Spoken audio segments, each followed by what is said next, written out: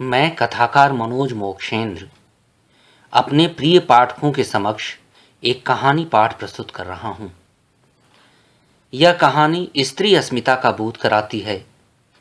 कहानी मार्मिक है और आज के परिवेश में स्त्री के अस्तित्व पर मंडरा रहे खतरे को उद्घाटित करती है।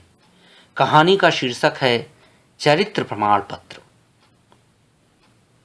जब अजीबोगरीब हल्ला गुल्ला सुनकर मैंने खिड़की से नीचे झांक कर देखा तो मेरी तो सांस ही अटक गई।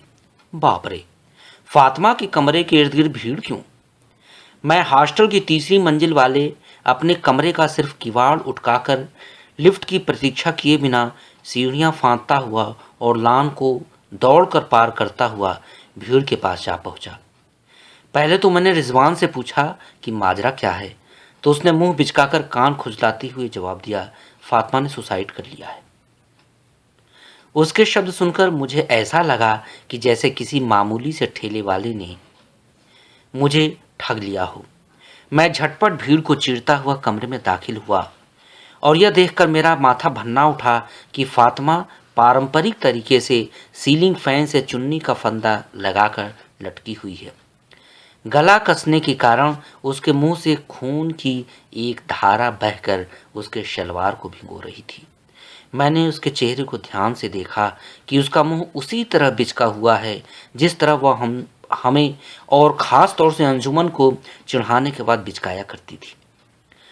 उसकी अधखुली आंखें अभी भी शरारत से लबरेज थीं और मुझे लग रहा था कि जैसे वह अभी आंख मारकर एक चिकोटते हुए व्यंग उवाज से वहां सभी उपस्थितों को हंसी में सराबोर कर देगी।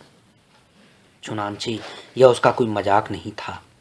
वह सचमुच अपनी इह लीला समाप्त कर हमसे बहुत दूर जा चुकी थी। इसी बीच हॉस्टल के वार्डन आब्दी जी आ चुके थे।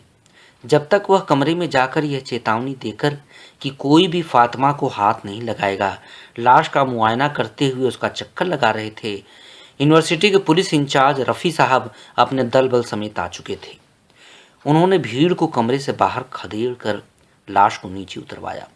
ऑन द स्पॉट पुलिसियाना शिनाख्त की, इधर उधर करीने से लगे हुए सामानों की तफ्तीश की और दीवारों पर सलमान खान, शाहरुख खान, संजय दत्त, जान इब्राहिम वगैरह की अधरंगी, मांसल और कामुक अंदाज वाली तस्वीरों को घूर कर देखा। फिर उन तस्वीरों पर लिपस्टिक लगे होठों के धब्बों से ध्यान हटाते हुए वार्डन की ओर मुखातिब हुए। इस लौंडिया के साथ और कौन रहता था? उनके सवाल करने का अंदाज बेशक नागवार था। आब्दी जी ने नकारात्मक में सिर को दाएं बाएं झुलाया, कोई तो नहीं। पर रफ़ी साहब ने कुछ ऐसे शख्स से अपनी नज़रें उनमें चुभाई जैसे कि वह कह रहे हों कि सरस्वती के मंदिर में जिस्म फरोशी का धंधा चलाते हो, शर्म नहीं आती? आब्दी जी उस ठिठुरती सर्दी में पसीने से तरबतर हो गए। शायद वह डर से कांपते हुए बुत बन जाते अगर लाश को सील करने वाला एक पुलिस वाला उनसे मुखातिब नहीं होता। साहब, ये चिट्ठी उसके पास से बरामद हुई है। मेरे बदन का सारा खून सूख गया। आखिर क्या लिखा होगा फत्ती ने उस सुसाइड नोट में? कहीं मेरा? रफ़ी साहब वह नोट मन में पढ़कर अपनी पॉकेट के हवाले करने ही जा रहे थे कि भीड़ ने जोर शोर से आग्रह किया कि उसमें जो कुछ लिखा हुआ है उसे सार्वजनिक किया जाए।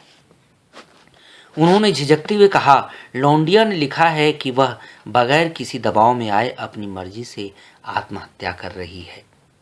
जब पुलिस इंचार्ज के एक एक लफ्ज़ को कानों से चुगते हुए मैं राहत की सांस ले रहा था तो कुछ स्टूडेंट्स मुझे कनखिया कर देख रहे थे। शायद वे मेरे चेहरे से इस बात की आहट ले रहे थे कि तू ही फातिमा की आत्महत्या का एक पुख्ता कारण होगा, क्योंकि कल देर रात तक वह तेरे ही कमरे में थी और न जाने तूने उसके साथ क्या किया कि उसने कमरे में लौटने के बाद आत्महत्या कर ली। मैं बहटियाकर भीड़ की चर्चा और अटकलबाजियों में शामिल हो गया। इसी दरमियान मेरी नज़रों ने अंजुमन को दूर दूर तक टटोलना शुरू किया। हैरत कि फातिमा का चहेता अंजुमन दृश्य से ऐसे गायब था जैसे केंचुए के सिर से आंखें। मेरा मन इस उधेड़ बुन में खो गया कि ऐसे वक्त अंजुमन मौजूद क्यों नहीं है। मैंने पलट कर देखा कि उसके कमरे पर ताला पड़ा हुआ है, जबकि पिछली रात को लगभग 12 बजे तक खुद मैंने उसे कमरे में बिजली की रोशनी में टहलते हुए देखा था। लगभग दिन के 11 बजे तक मैं अपने कमरे में नीने मुंह बैठा हुआ था। चाय तक पीने का जी नहीं कर रहा था। जब चाय वाला कप लेने दाखिल हुआ तो उसने मुझ पर अपना पूरा ध्यान टिकाते हुए भरभराती आवाज में बताया, विमल बाबू, फातिमा बाई की मेडिकल रिपोर्ट आ गई है, उसका रेप किया गया था। उसकी सूचना ने मुझे एक बिजली सा झटका दिया। क्या? मैंने अंजुमन को एक भद्दी सी गाली दी। वह तरेरती नजरों से मुझे देखते हुए उछल हो गया। तब मैं एक झटके में कपड़े बदलकर बाहर आ गया। मैंने सिर घुमाकर देखा कि अंजुमन के कमरे पर ताला अभी भी पड़ा हुआ था। मुझे इस संदेह पर 16 आने निश्चय था कि यह घिनौना काम उसी ने किया होगा, लेकिन मुझे इस बात पर बेहद आश्चर्य हो रहा था कि फातिमा इतनी संजीदा कैसे हो गई। उसने आत्महत्या क्यों की, जबकि वह ऐसी लड़कियों की खिल्ली उड़ाया करती थी जो बलात्कृत होने के बाद आत्महत्या कर लेती हैं।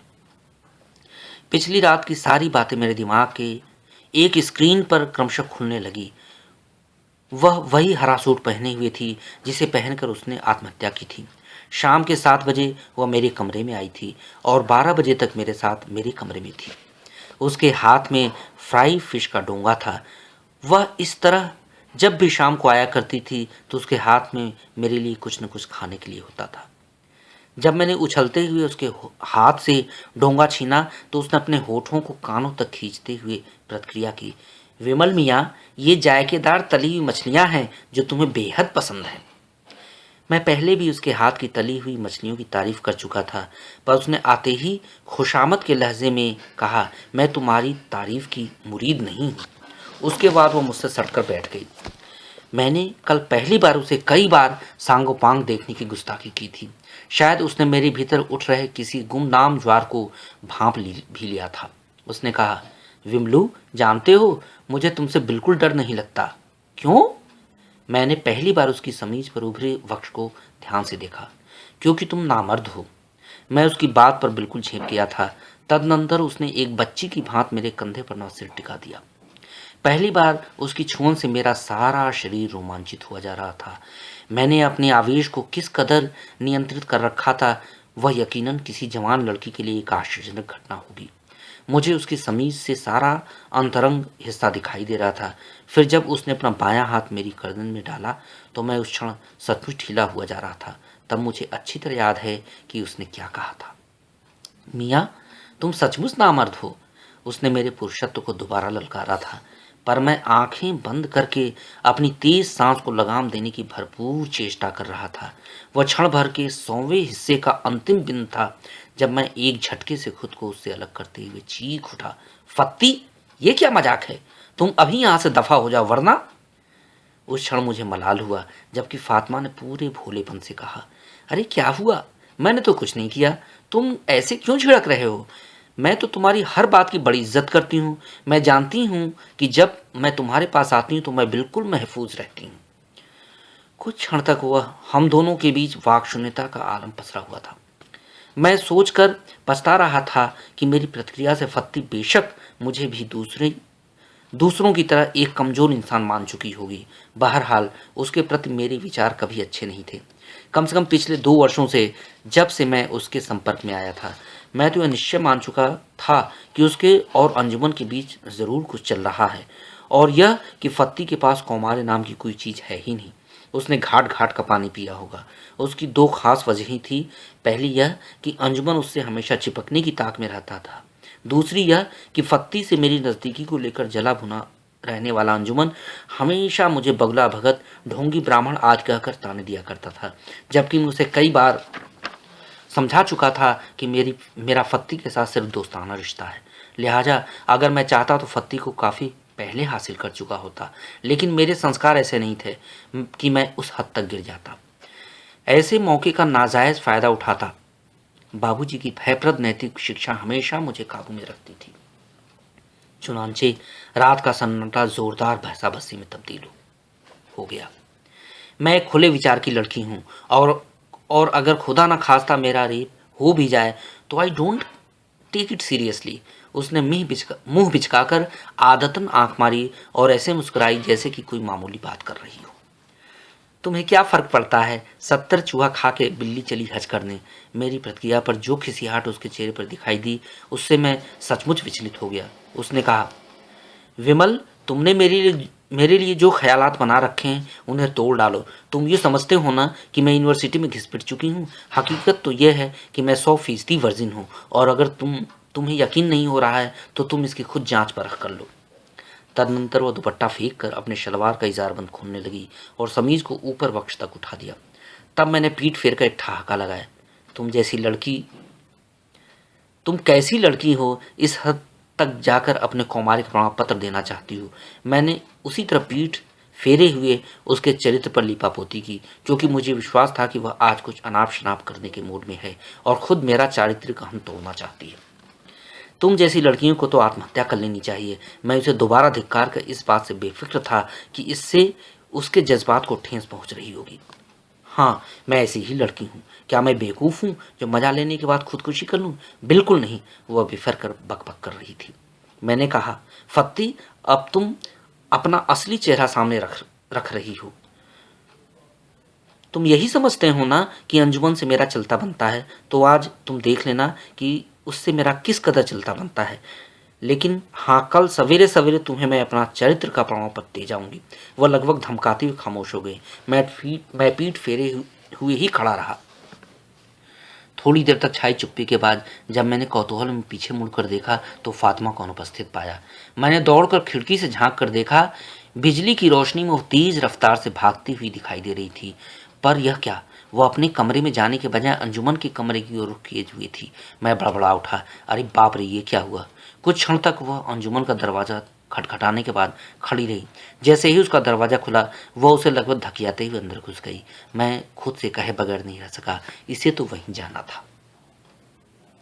मैं चाय वाले से और मालूमात हासिल करने के लिए उसके पीछे कोई 1 मिनट तक भागता रहा, पर वह मुझसे बहुत तेज चलते हुए दूर होता जा रहा था।